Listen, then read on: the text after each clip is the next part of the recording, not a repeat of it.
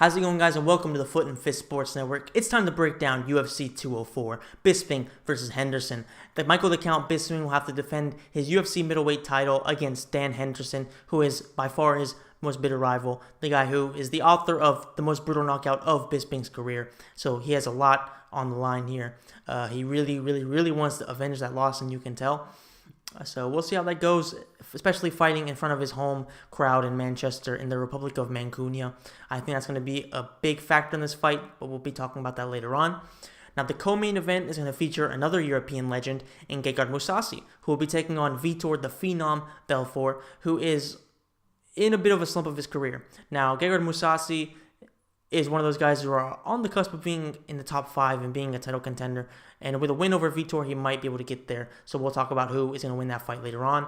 The feature bout is between Ovince Saint Preux and Englishman Jimi Manuwa. It's going to be a very fun fight, so keep an eye on that one. So let's go ahead and break down the card, starting with the main event of the prelims, which is Brad Pickett versus Yuri Alcantara. Now, Brad Pickett is another Englishman, and that could be a big factor coming into this fight. Because Brits, a lot like the Brazilians in Brazil, they tend to really do well in their home country. And I think that's going to be sort of a theme to this card. Now, Brad Pickett is one of those guys, he is known as One Punch. So we know exactly what he wants to do. He wants to knock your head off. Yuri Alcantara is going to be on the same page with that. And Yuri Alcantara is a very dangerous fighter in his own right. He is one of those guys who have a very well-rounded game. And he has what it takes to isolate Dan Henderson. To isolate Brad Pickett and pick him apart, make him miss, get him tired, and punish him. Now, we know that Brad Pickett isn't just a one-punch hitter, even though his name sort of insinuates that. He has more submissions than he has knockouts. So as soon as he gets him hurt, as soon as he gets, Yuri Alcantara hurt, he has what it takes to submit him. Now, I think that it's going to be sort of a stalemate because they're very evenly matched. They're both very evenly skilled. I think that the big difference here is going to be the English crowd. I think that Brad Pickett is going to find another level thanks to that crowd, thanks to the support he's going to get, and he's going to feel in the fight and in the cage. I think he's going to find that extra level, a lot like the Brazilians do. And hell, if this fight had taken place in Brazil, I would have favored Yuri Alcantara. But I think that Brad Pickett's going to find that extra level and get probably a decision. Yeah, I'm going to go with a decision. Next up, we have Mirsad Bektic versus Russell Doane. Now, this is probably going to be my least favorite fight of the 6 fights that I'm breaking down, just because Bektic and Russell Doane are the kind of fighters that don't really go balls to the wall. Now, I don't necessarily mean like you have to be Diego Sanchez. What I mean is you have to be a guy who is going to be willing to really dominate his opponent. Now, GSP, as boring as he was to a lot of people, he always went out there to dominate. There wasn't a second in the fight that he wasn't dominating. What I've seen from Bektic, and his stats sort of say this, especially Russell Doane says this, they don't really go out there looking to impose their will in a devastating fashion. They sort of just go out there and try to really point their guy out, but not, I just don't know how to explain it, not in an entertaining way. If you look at Russell Doane, he lands less than 2 significant strikes per minute. That's awful. Bektic lands less than 3, which isn't bad, but, it's not what you would expect from a young fighter. Now, I think that Russell Doane, considering the losses he's had, you've seen that he isn't quite able to beat the next level guys, the guys that are in the top 15. He's lost on Marcus Brimage. He's lost quite a few fights as of late as well. I think that Bektic has what it takes, considering he's 25 and is ranked 15 in the world. I think he's going to be able to beat Russell Doane. I think he's going to isolate his game plan. He's going to shut down Russell Doane in every single way, and he's just going to eke out a decision. Not going to be the most entertaining fight. It has all the potential to be a snooze fest, but it's not necessarily a bad thing when you're 25 to not take a lot of punishment. Next up, we have Stefan Struve versus Daniel Omielanczyk.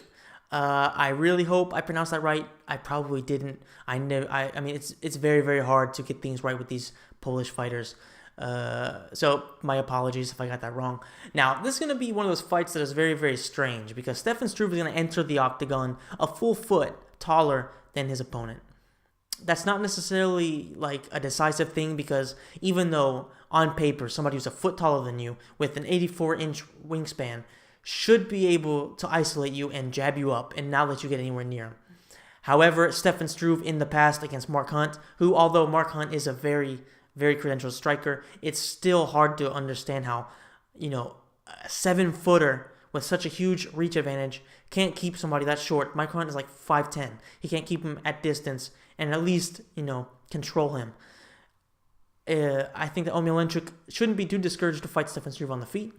However, if you look at their game, their skill sets, Stefan Struve is the better striker. His Dutch kickboxing background is just going to be too good for the Polishman right now. I also think that Stefan Struve has better jiu-jitsu. He has a better ground game. Omilenchuk has predominantly submission wins. I think he has 8 of them out of his 11 or 12 wins. And I just think that Stefan Struve is going to have at least good enough jiu-jitsu to stop anything Omilenchuk tries to do. And I think he's probably going to have good enough jiu-jitsu to actually finish him as well if it comes to that. However, I think that it'll be a sort of a controlled fight for Stefan Struve, and I think he's going to win in the 3rd round with a TKO. So it's time to talk about the feature bout, which is Ovince Saint Preux versus Jimi Manuwa. And to be honest, this could be the co-main event. This definitely could be the co-main event. And I think it has all the makings to be fight of the night because both guys are very explosive. Both guys are very athletic. They're very heavy-handed. And they always put on fun fights. You know what I mean? The kind of guys that go out there to get the finish. Jimi Manuwa in particular has very, very good striking, very technical striking, and is very heavy-handed. Whereas Ovince Saint Preux is also very good striking, but he is more unorthodox. He throws strikes from a lot of awkward positions, and that's exactly what makes him dangerous, is the fact that he can hit you from positions that you don't even think he can actually reach you from. And we've seen that especially in Inside the Octagon, where Dan Hardy did a great breakdown of Ovince Saint Preux' style. I'll link that in the description. You can really see how he is just so hard to read. And that's something that I think really threw off Jon Jones, or at least made Jon Jones want to keep himself at a safe distance and keep himself from getting caught by something he doesn't see coming and really making a disaster out of that. Because a lot of people don't understand just how tough and just how dangerous Ovince Saint Preux was. And Jon Jones did a great job of finishing him, of beating him like that and pretty much picking him apart without giving Ovince Saint Preux any room to breathe. Now, that fight really showed how good Ovince Saint Preux is. It showed that OSP is very tough, especially with that broken arm. He's very tough, he's very gritty, and he's just very skilled. He put Jon Jones, he didn't really hurt Jon Jones or anything like that, but he had to keep Jon Jones at bay. You know what I mean? He kept him humble, I guess you could say. So I think that Jimi Manuwa is going to have to really find a way to deal with that. I think that, obviously, if you go technique for technique, Jimi Manuwa is the more clean striker. But I think that OSP, given his unorthodox style and the fact that he has better takedowns, then I think that OSP is going to be favored in this fight, especially because, we've seen OSP went to a 5-round decision with Jon Jones, whereas Jimi Manuwa, he lost via, first or second round, finished by Alexander Gustafsson, and then he got mauled by Anthony Rumble Johnson. So when you compare the similar level of opponents they've taken on, Jimi Manuwa has completely fallen down against them, whereas Ovince Saint Preux has at least shown the toughness. And I'm not going to say Jimi Manuwa is not tough. What I'm saying is Ovince Saint Preux has shown that he can stand and he can compete at the highest level. So I think that Ovince Saint Preux is going to find a way to get this win. I think it's most likely going to be by taking down Jimi Manuwa and holding him there. Well, not really holding him there, but, dominating him on the ground. And unless Jimi Manuwa can find a way to stop that, which I don't think he will, then I think it's going to be probably a decision for Ovince Saint Preux, but it's going to be a very, very good fight. I think it's going to be taking place predominantly on the feet, but I think that Ovince Saint Preux is going to use his takedowns in the right moments to win the rounds, and it's going to be one hell of a brawl. So you do not want to miss that one. Now it's time to talk about the co-main event, which is Vitor Belfort and Gegard Mousasi. Now this fight puts 2 legends of the game against each other. Vitor Belfort is undoubtedly a very well-known fighter. Gegard Mousasi is also a legend, but he is less known to, I guess you could say, the more casual fans. He hasn't been in the UFC for as long, so he doesn't have that same kind of name as Vitor, even though he has more fights than Vitor, and he has a better record, actually. And he's fought very much some of the best fighters in the world, you know what I mean? So a lot of respect to Gegard Mousasi. Now, Vitor Belfort is in a very interesting spot, because if you look at the course of his career, there can be no doubt that he's been on steroids, at least most of it. When he was, 19, debuting in the UFC, and up to when he fought Randy Couture for the title, you could just see Vitor Belfort was so thick. He was huge, fighting at heavyweight. He was like 240 pounds. Now, at 40 years old, he's fighting at 185, and he's kind of small. He isn't anywhere near as thick as he used to be, especially compared to TRT Vitor from a couple of years ago, back when, testosterone was rampant. He's just a different guy. And you can really see that in the results. He usually wins one, loses one, wins one, loses one. Now I think he's on a 2-fight losing streak. He lost to Jacare, and before that he lost to Weidman. I don't think there was a fight in between. No, excuse me. That's right. He fought Weidman, lost to Weidman. He beat Dan Henderson, lost to Jacare, and now he's in a very tough spot. He needs to beat Gegard Mousasi in order to keep himself in the talks for even being a title contender. And let me tell you, Gegard Mousasi is not the kind of guy you want to be in that situation against. Because Gegard Mousasi is a silent assassin. Now, Vitor, we know what he's going to do. He's going to try to flurry on early, and he's going to try to destroy him as soon as possible. However, that isn't going to work on Gegard Mousasi. Gegard is too composed. He's too skilled. His Dutch kickboxing is just too crisp, too good. He's a master at dictating the range. He's going to be able to do that against Vitor. He's going to absorb the early flurry from Vitor. And I think that once Vitor gets tired, probably within 2-3 minutes, like he did against Weidman and against Jacare, I think that he's going to find himself in a very, very deep spot. He's going to find himself in a position that he found himself against Weidman, where he's going to drown. I think that Gegard Mousasi is going to finish him, if not late in the first round, then without a doubt early on in the second round. But make no mistake about it, Gegard Mousasi is going to win this fight, make a statement, and really put himself into contention for a middleweight title. So last but not least, we have to talk about the main event, which is Dan Henderson versus Michael the Count Bisping, or actually the opposite, but whatever. Now, this fight's going to be very interesting, especially because of the history they have with each other. Now, going up to the first fight they had at UFC 100 in 2009, I think it was, they were coaching opposite of each other on The Ultimate Fighter. And in that season, Bisping was constantly getting in Dan Henderson's face and was really just an asshole to him and really bothered him. And Dan Henderson is the kind of guy who is very quiet, he's very respectful, and then once he gets in the octagon, he knocks you the fuck out. He punishes you. And that's exactly what he did to Michael Bisping. He really did destroy him.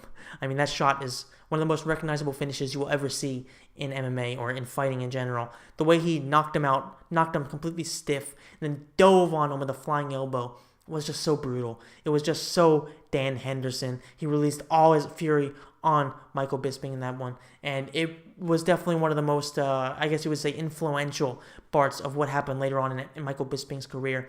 Because it seemed like ever since from that fight, Bisping took a step forward. He took a step into the right direction in finding out what exactly was wrong with him, which was mostly because he was, in that fight in particular, he fought very dumb. He kept on circling into Dan Henderson's power hand, and he eventually got caught, which is something you just can't do. You can't do it against any fighter, let alone against Dan Henderson, who basically only has an H-bomb. Now, in the next fight, what are they going to have to do? Dan Henderson is essentially going to have to do the same exact thing he did in the first fight in order to win this one. He's going to need to plod forward, conserve his energy, because he's at 46 years old, and without TRT, there's no doubt that he's going to have a disadvantage in that point of view, especially because Michael Bisping is the kind of guy that just does not get tired. So Dan Henderson's going to need to plod forward. He's going to need to find the timing of his right hand and hope to connect with it, basically. That's what he does. He shuffle, H-bombs. That's what he does every single time. We all know that's what he's going to do. Maybe he'll mix in the leg kick to try to disguise the right hand, or he'll mix in some hooks or something like that. He even threw a head kick against Hector Lombard, which was surprising to see. He is still evolving, which is nice to see at 46 years old. And he's going to need to use everything he can in order to really even put Michael Bisping in danger. Now, what's Bisping going to have to do? Basically, like I said earlier, he's going to need to avoid the right hand. So stop circling towards the right hand and circle to the left hand, which is also a dangerous weapon, but nowhere near as dangerous as the right hand for Dan Henderson. So Michael Bisping's going to need to use his range, which he's really good at using. He's going to need to use his far superior mobility, because Dan is basically always just standing still or plodding forward. He doesn't really move side to side. He just walks forward. Michael Bisping doesn't play that game. He's always moving, always circling. He's going to use that to his advantage. Destroy Dan Henderson from angles that Hendo just can't seem to protect himself from, because he's very rigid in his midsection. So that's something that Bisping needs to exploit, and he needs to use his kicking game as well to keep landing on the smaller Dan Henderson from a much longer distance. Now, we've seen that Hendo does have a head kick, but that was against Hector Lombard, who's a small guy. I don't think he's able to land that against Michael Bisping. And most importantly, Bisping has a much better kicking game. His Muay Thai is much more slick. And I think that's really going to be the difference maker here, is the fact that Michael Bisping is going to be able to dictate the pace of the fight, control Dan Henderson from a longer range. He's going to be too smart to circle towards the power hand this time. He's not that dumb. and he's going to pick apart Dan Henderson. It hurts for me to say this because I'm really hoping that Dan Henderson wins, just because I want to see him walk off into the sunset with that title. But I think that Michael Bisping is just going to really pick him apart, and by the third round, he's going to finish him, because we've seen Dan Henderson is finishable at this stage of his career. He's been finished, twice by Vitor, once by Mousasi, so he can be finished, he can be hurt. And I think that Bisping's style has what it takes to do that to him, and I think that by the third round, Bisping will have gotten him tired enough, and he will hurt him enough to get the finish, and Bisping will defend his title. He will win, and after this fight is where it really gets tough for Bisping. This is one of those fights that's sort of a give 'em fight for Bisping. It's just a chance for him to avenge his loss, and it's a chance for Dan Henderson to fight his last fight of his career for a title. Win or lose, it will be a great ending to his career, because really, Michael Bisping will never be able to eliminate that knockout from their first fight from history. And beating a 46-year-old man isn't exactly something to brag about. So win or lose, Dan Henderson doesn't really lose. He has a lot to gain and nothing really to lose in this fight. So I really hope that Dan Henderson wins. I will be talking about his career in a later video, probably in a Fight Fallout video on Monday or Tuesday. So keep an eye on that. However, I think that it's not going to have the happy ending that we all hope he gets. So yeah. Michael Bisping, you will probably defend your title. However, watch out, because Luke Rockhold, Jacare, Chris Weidman, Gegard Mousasi, Yoel Romero, all these guys can beat you on any given day. So it only gets tougher from here for Michael Bisping. So that's it for the video. I hope you enjoyed it. If you did, please hit the like button, and please subscribe if you want to see more. Tune in on Monday or Tuesday when the Fight Fallout show comes out. I'll be discussing what happened on the card, where the biggest stars of the night should go from there. And I will be talking about Dan Henderson's career if indeed he does confirm his retirement, which seems inevitable. So thanks for watching, guys. I will see you next time.